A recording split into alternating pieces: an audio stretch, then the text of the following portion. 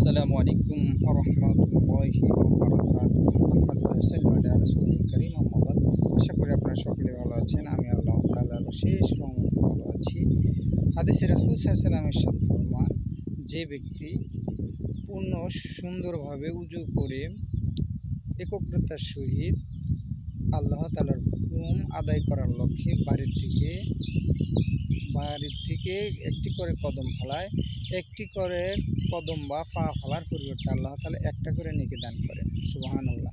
তাহলে চিন্তা করুন, বাড়ির থেকে মসজিদ পর্যন্ত রাস্তায় কতটুকু জায়গা, এই জায়গার মধ্যে যদি আপনি ছোট ছোট করেও পা ফালান, তাহলে প্রত্যেকটা পায়ের পদ আঘাতের বিনিময়ে একটা করে নেকি, আর একটা নেকি 10টা নেকির রূপান্তর। আল্লাহ তাআলা আমাদের প্রত্যেককে বাড়ির থেকে উজু করে এবং আল্লাহ তাআলার জিকিরের মাধ্যমে যেন মসজিদে এসে উপস্থিত হতে পারি, সবাই যেন আল্লাহর নৈকট্য লাভ করতে পারি।